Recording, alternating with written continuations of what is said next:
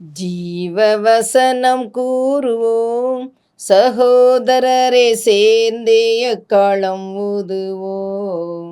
கர்த்தருடைய நாமம் உயர்த்தப்படுவதாக. கிறிஸ்துவுக்குள் அன்பானவர்களே, இந்த நாளிலும் ஜீவ வார்த்தை ஒன்றை கேட்போம். 118வது சங்கீதம் 6ஆம் வசனம் இப்படி சொல்லுகிறது: கர்த்தர் என் பட்சத்தில் இருக்கிறார், நான் பயப்படேன்.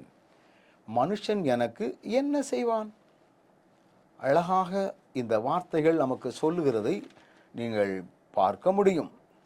ஆண்டவருடைய வார்த்தை இவ்விதமாக நமக்கு சொல்லுகிறது.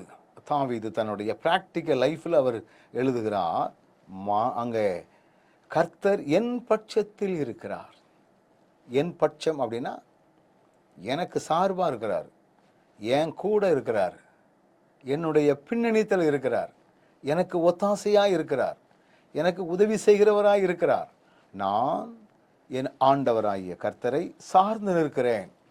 இப்படிப்பட்ட ஒரு காரியம் எனக்கு இருக்கிறதுனால நான் பயப்படேன், எதுக்கும் பயப்படேன். காரணம், எனக்கு ஒரு பெரிய பேக்ரவுண்ட் இருக்குது. அது என்னுடைய குடும்ப பின்னணி அல்ல, எனக்கு இருக்கிற பணம் அல்ல, எனக்கு நிறைய அரசியல்வாதிகள் தெரியும் அதுவல்ல. என்னுடைய பேக்ரவுண்ட் எல்லாம், என்னுடைய பின்னணி எல்லாம், நான் கர்த்தர் என் பட்சத்தில் இருக்கிறான் என்கிற தைரியம் மட்டுமே.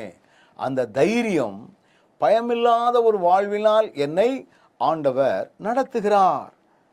அப்படி சொல்லிட்டு இந்த வசனத்தினுடைய முடிவிலே சொல்லப்பட்டிருக்கிறது, மனுஷன் எனக்கு என்ன செய்வான்? மனுஷன், அவர்கள் வசதி படைத்தவர்களாக இருக்கலாம், அட்டூழியம் செய்கிறவர்களாக இருக்கலாம், அதிகாரத்தை துர்ப்பிரயோகம் பண்ணக்கூடியவர்களாக இருக்கலாம், உயர் பதவி வகிக்கின்றவர்களாக இருக்கலாம், வேறு வகையான ஆளுமை செய்யக்கூடிய மக்களாக கூட இருக்கலாம். எல்லாருமே மனிதர்கள்தான். எனவே கர்த்தர் என் பட்சத்தில் இருக்கிறார் என்கிற தைரியம் நமக்கு இருக்கும் பொழுது, எந்த மனிதர்களாக இருந்தாலும் என்ன செய்வார்கள் என்கிற ஒரு தைரியத்தை ஆண்டவர் நமக்கு கிருபையாக தருகிறார். அது வரட்டு தைரியம் அல்ல, கிறிஸ்துவின் மேல் வைத்திருக்கிற அந்த விசுவாசத்தின் மூலமாய் வரக்கூடிய ஒரு தைரியம். கர்த்தர் என் பட்சத்தில் இருக்கிறார். இப்படி உரிமை பாராட்டி ஒவ்வொருவரும் இந்த அனுபவத்தை பெற்றுக்கொள்ள வேண்டும் என்று சொல்லி ஆண்டவர் விரும்புகிறார். கர்த்தர் என் பட்சத்தில் இருக்கிறார். கண்களை மூடுவோமா? ஆண்டவரே, நீர் எங்களோடு கூட இருக்கிறபடியினால நாங்கள் பயமற்றவர்களாய் வாழுகின்ற கிருபைகளை தருகிறீர். அப்படிப்பட்ட பாக்கியத்தினால் எங்களை காத்துக்கொள்ளும்.